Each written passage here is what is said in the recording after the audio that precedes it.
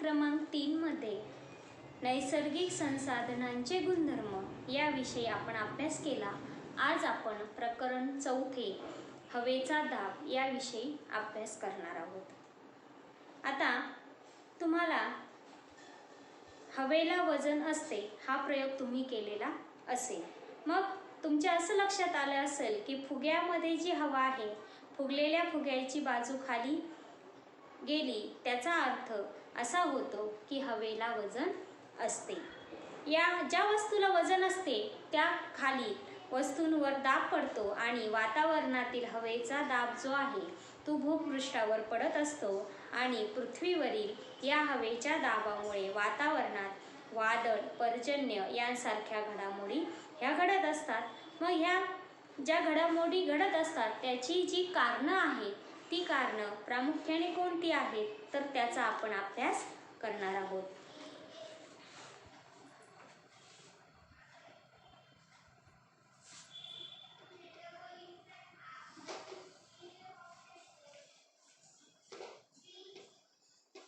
पृथ्वीवरील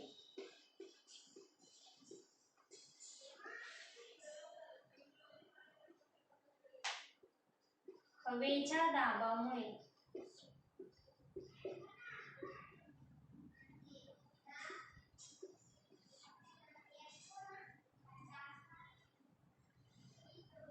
वातावरणात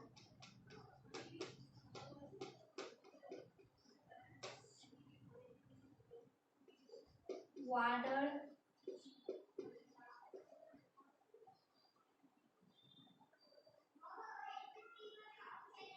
पर्जन्य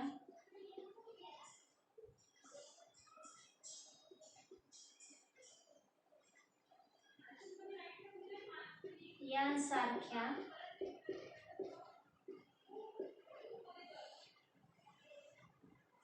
अनेक घडामोडी घडत असतात.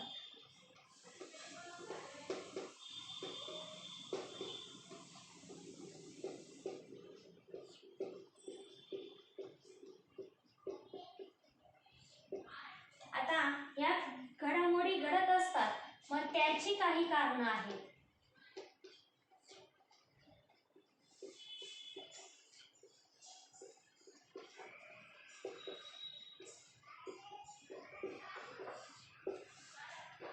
पहिलं जे कारण आहे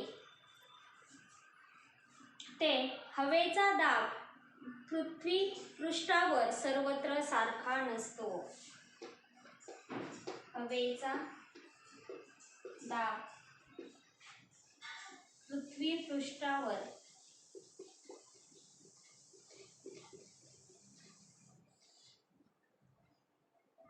सर्वत्र सारखा नसतो.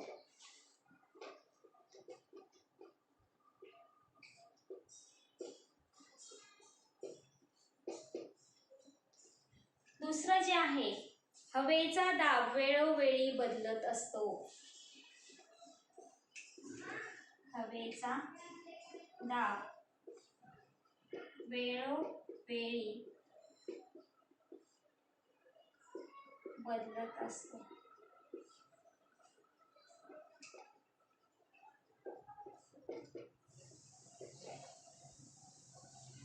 प्रदेशाची उंची, हवेचे तापमान आणि बाष्पाचे जे प्रमाण आहे हे घटकही हवेच्या दाबावर परिणाम करत असतात. म्हणून प्रदेशाची उंची,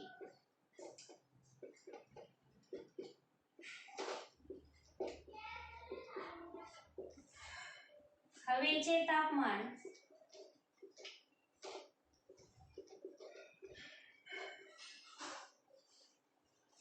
आणि बाष्पाचे प्रमाण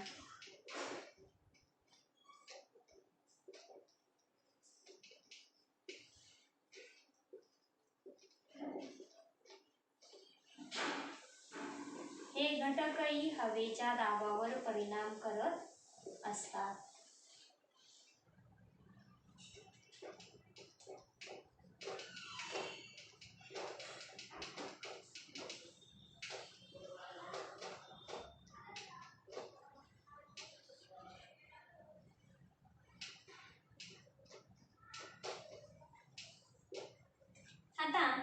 यामध्ये प्रदेशाची उंची उंची आणि हवेचा दाब.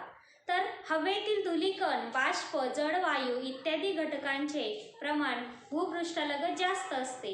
म्हणजे उंची वाढत जाते तसे हे प्रमाण काय होतं, कमी होत जातं. म्हणजे भूपृष्ठापासून जसजसं उंच जावं तशी हवा ही काय होत जाते, विरळ होत जाते. परिणामी हवेचा दाब हा उंचीनुसार कमी होत असतो. मग हवेचे तापमान आणि हवेचा दाब यांचा एकमेकांशी काय संबंध आहे, तर त्यांनी एक प्रयोग सांगितलाय.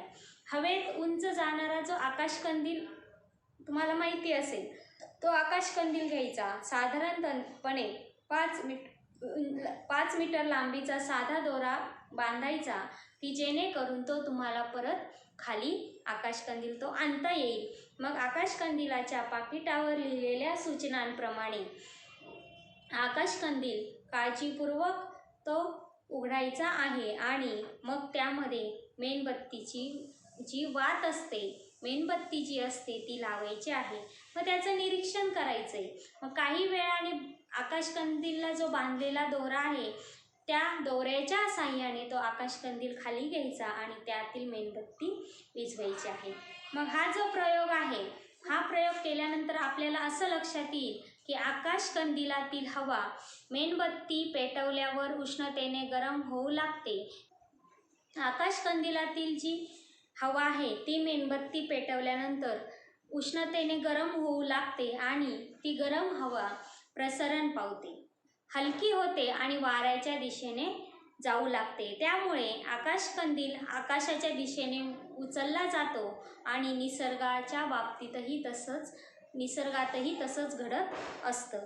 मग तापमान आणि हवेचा दाब यांचा जवळचा संबंध आहे. जेथे तापमान जास्त आहे तेथे हवेचा दाब हा कमी असतो आणि जास्त तापमानामुळे हवा गरम होते, प्रसरण पावते, हलकी होते आणि जमिनीलगतची अशी हवा आकाशाकडे वर जाते आणि सदर प्रदेशातील हवेचा जो दाब आहे तो कमी होतो.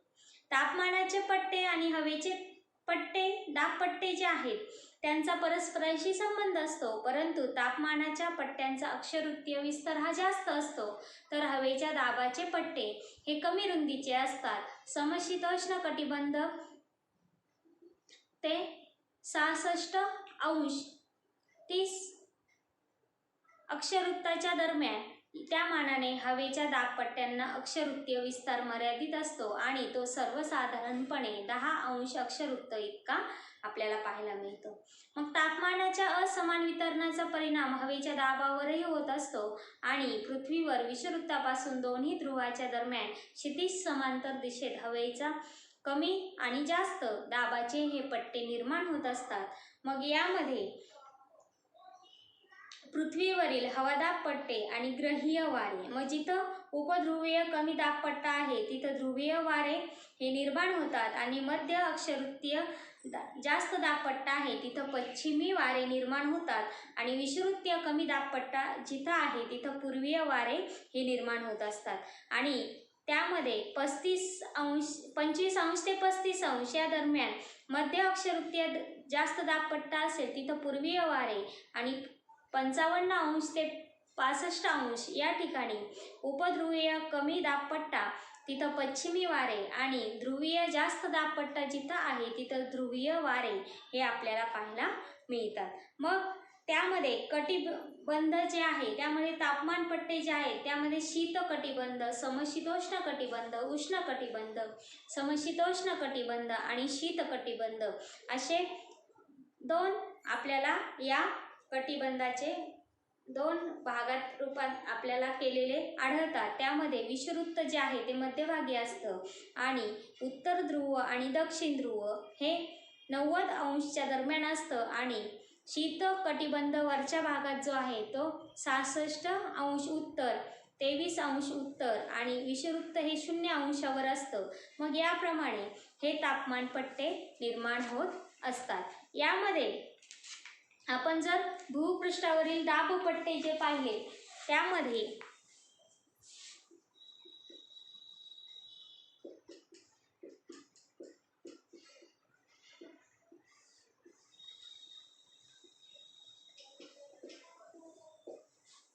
त्यामध्ये पहिला जो आहे तो आहे विषुववृत्तीय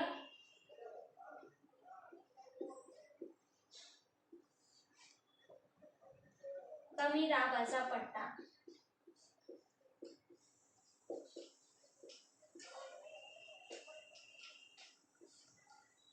तर यामध्ये भूपृष्ठावरील जे दाबपट्टे आहे, सूर्यापासून पृथ्वीला मिळणारी जी उष्णता आहे ती असमान आहे. विषुववृत्तापासून उत्तर ध्रुवाकडे आणि दक्षिण ध्रुवाकडे तापमानाचं जे वितरण असतं ते असमान असतं आणि प्रथमतः तापमान पट्टे तिथं निर्माण होतात. मग तापमान पट्ट्याच्या पार्श्वभूमीवर या दाबपट्ट्यांची निर्मिती होते. त्यामध्ये पहिला जो आहे विषुववृत्तीय कमी दाबाचा पट्टा. मग संपूर्ण पृथ्वीचा जर विचार केला तर कर्कवृत्त ते मकरवृत्त या दरम्यान जी सूर्याची किरणं जी आहेत ते लंबरूप पडलेली आपल्याला पाहायला मिळतात. मग त्यामुळं या भागामध्ये तापमान जास्त असतं आणि त्या प्रदेशातील हवा ही तापते, प्रसरण पावते आणि हलकी होऊन ती आकाशाकडे जात असते. मग ही जी क्रिया आहे ही क्रिया ही सतत घडत असते आणि त्यामुळं या प्रदेशाच्या मध्यवर्ती भागात म्हणजेच 0 ते 5 अंश उत्तर दक्षिण अक्षवृत्ताच्या दरम्यान या हवेचा कमी दाबाचा पट्टा हा निर्माण होत असतो. आता दुसरं जे आहे ते आहे मध्य अक्षवृत्तीय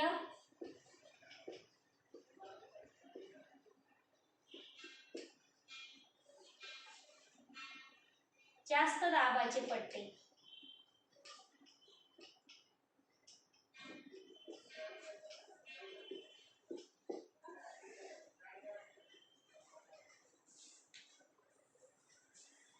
विषुववृत्तीय प्रदेशातून आकाशाकडे गेलेली उष्ण व हलकी हवा अधिक उंचावर गेल्यावर ध्रुवीय प्रदेशाकडे उत्तर आणि दक्षिण दिशेत ती वाहू लागते. उंचीवरील कमी तापमानामुळे ती थंड होऊन जड होते आणि जड झालेली हवा उत्तर आणि दक्षिण गोलार्धामध्ये 25 अंश ते 35 अंश अक्षवृत्ताच्या दरम्यान जमिनीच्या दिशेने खाली येते.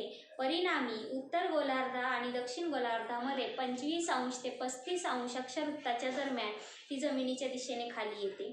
उत्तर गोलार्ध आणि दक्षिण गोलार्धामध्ये या 25 ते 35 अंश अक्षवृत्ताच्या दरम्यान हवेच्या जास्त दाबाचे पट्टे निर्माण झालेले आपल्याला पाहायला मिळतात आणि ही जी हवा असते ही कोरडी असते आणि त्यामुळं त्या ठिकाणी त्या प्रदेशामध्ये पाऊस हा पडत नाही. परिणामी पृथ्वीवरील बहुतेक उष्ण वाळवंटे या प्रदेशात आढळतात. मग मध्य अक्षवृत्तीय दाबाच्या पट्ट्यामध्ये वाळवंटाचा जो भाग आहे तो आपल्याला बहुतेक प्रमाणात पाहायला मिळतो, कारण तिथे हवा ही कोरडी असते आणि त्याचा परिणाम त्या प्रदेशामध्ये पाऊस पडत नाही. पुढचा आहे उपध्रुवीय कमी दाबाचे पट्टे.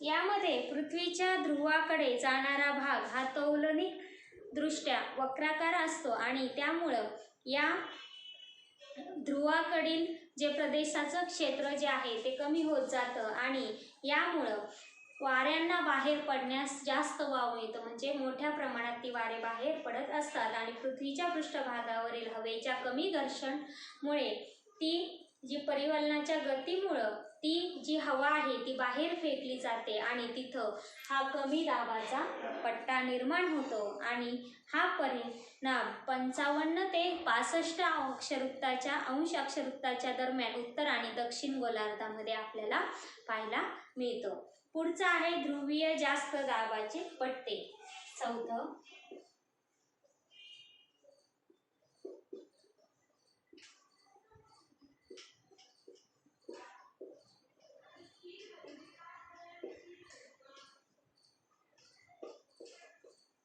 तर यामध्ये दोन्ही ध्रुवीय देशात वर्षभर हा जो तापमान आहे तो जे तापमान आहे ते 0 अंश सेल्सिअसपेक्षाही कमी असते. परिणामी त्यामुळं तेथील हवा ही काय असते, थंड असते.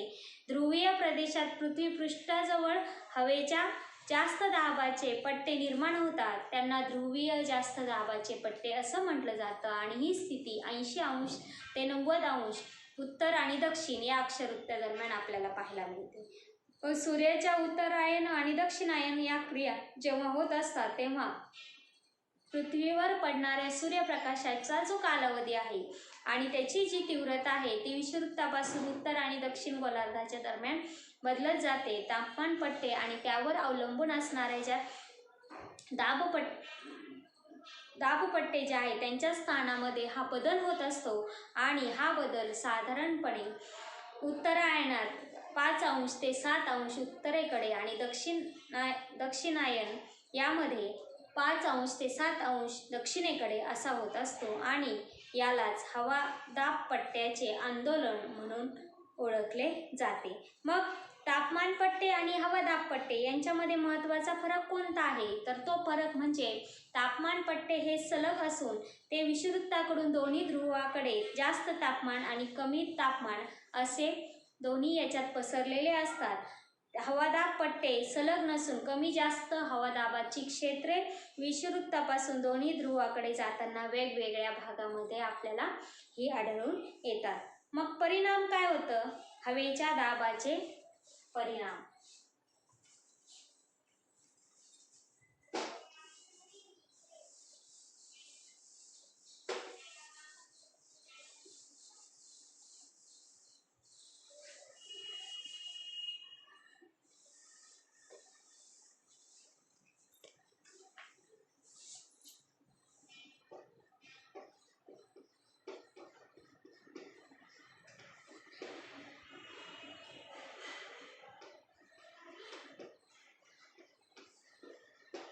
हवेच्या दाबाचे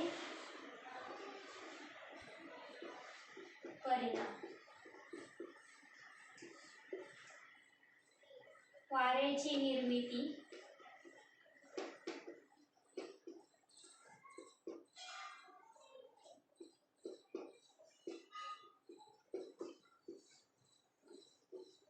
दुसरं वादळे निर्माण होतात.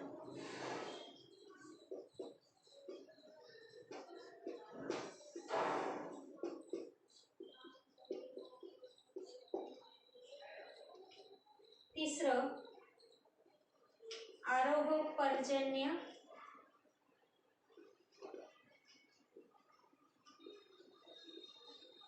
निर्माण होते.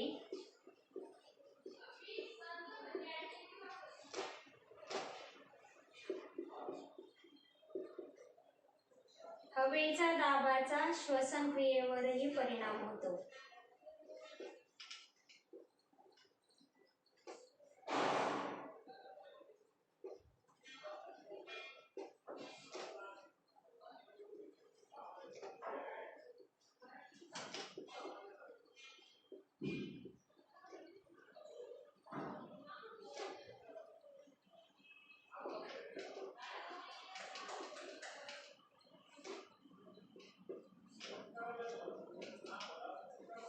आता यामध्ये परिणाम जे आहे हवेच्या दाबाचे परिणाम, त्यामध्ये वाऱ्याची निर्मिती होते, वादळे निर्माण होतात, आरोह पर्जन्याची निर्मिती होते आणि हवेच्या दाबाचा श्वसन क्रियेवरही प्रामुख्याने परिणाम झालेला दिसून येतो. मग आपण ही हवेच्या दाबाचे परिणाम पाहिले. आता आपण समदाब रेषा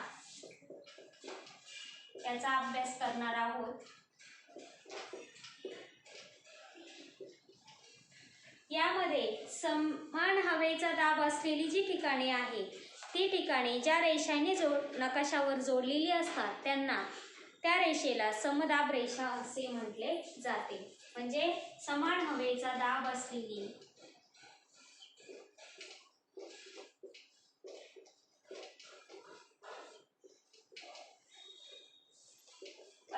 ठिकाणे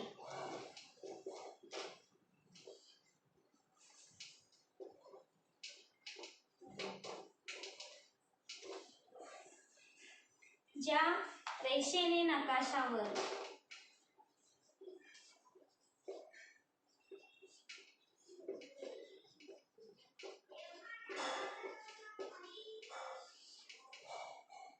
जोडलेली असतात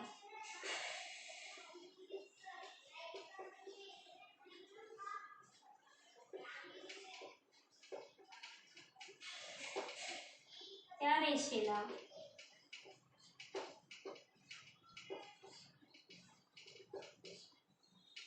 समदाब रेषा असे म्हणतात.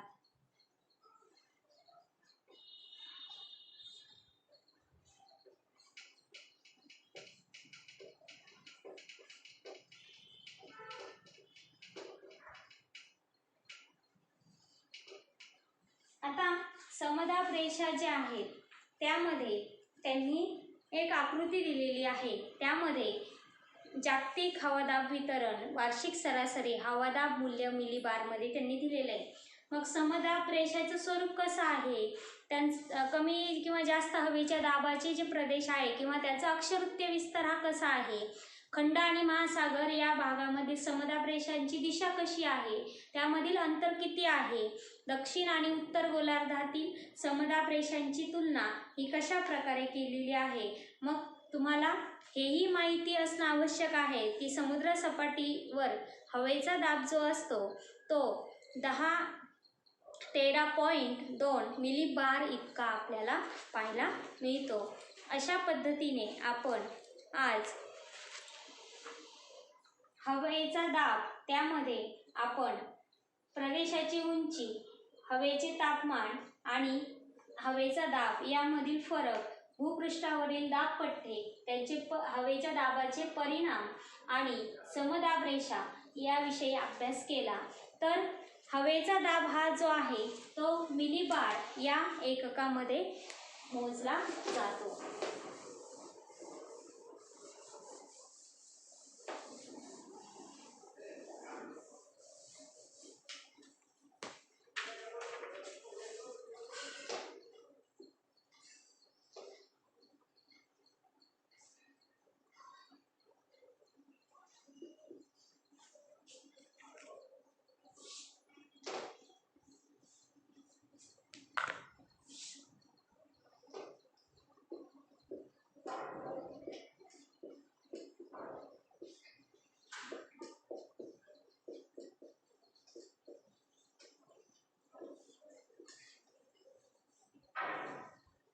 या एककात मोजला जातो.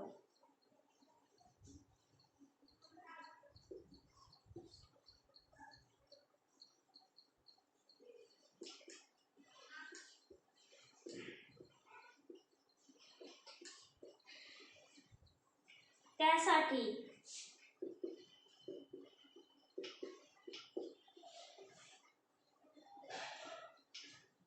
हवा दाब मापक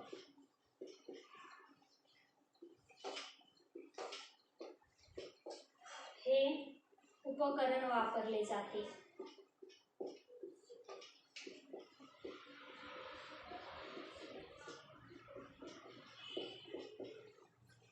आणि पृथ्वी पृष्ठाजवळ हवेच्या दाबाची जी नोंद आहे ती या उपकरणाद्वारे केली जाते. आणि आपण तापमान वितरण नकाशा जो आहे आणि या पाठातील हवा दाबाचा वितरण नकाशा, आता तापमान वितरण नकाशा हा तुम्ही इयत्ता 6वी मध्ये शिकलेला आहात, त्याचा अभ्यास केलेला आहे. तर या पाठातील हवादाब वितरण नकाशाचा अभ्यास एकत्रित अभ्यास करायचा आहे. या दोन्ही नकाशाचा इयत्ता 6वीतील तापमान वितरण नकाशा आणि इयत्ता 7वीतील हवा दाबाचा वितरण नकाशा याचा एकत्रित अभ्यास करायचा आहे. आणि त्यातून तापमान आणि हवादाब यातील जो सहसंबंध आहे तो तुम्हाला शोधायचा आहे आणि तो तुमच्या वहीमध्ये लिहायचा आहे. तर आज आपण या विषयाचा अभ्यास केलेला आहे. त्यामध्ये आपण हवेचा दाब, प्रदेशाची उंची, हवेचे तापमान आणि तसेच हवेचा दाबाचे परिणाम आणि समदाब रेषा आणि हवेचा दाब कोणत्या एककामध्ये मोजला जातो, तर मिलीबार या एककात मोजला जातो. आणि त्यासाठी हवादाब मापक हे उपकरण वापरले जाते. त्याचप्रमाणे आपण आज भूपृष्ठावरील जे दाबपट्टे आहेत त्यामध्ये आपण विषुववृत्तीय कमी दाबाचा पट्टा, मध्य अक्षवृत्तीय जास्त दाबाचे पट्टे, उपध्रुवीय कमी दाबाचे पट्टे आणि ध्रुवीय जास्त दाबाचे पट्टे याविषयी आपण अभ्यास केला. तर अशा प्रकारे आपण आज जसं तुम्हाला सांगितलंय की तापमान वितरण नकाशा आणि हवादाबाचा वितरण नकाशा यामधील सहसंबंध तुम्ही शोधून काढायचा आहे आणि तो तुमच्या वहीमध्ये लिहायचा आहे. आपण आता पुढील प्रकरणामध्ये प्रकरण 5वे वारे याविषयी अभ्यास करणार आहोत. कर रे स्टॉप. वैभव स्टॉप करते.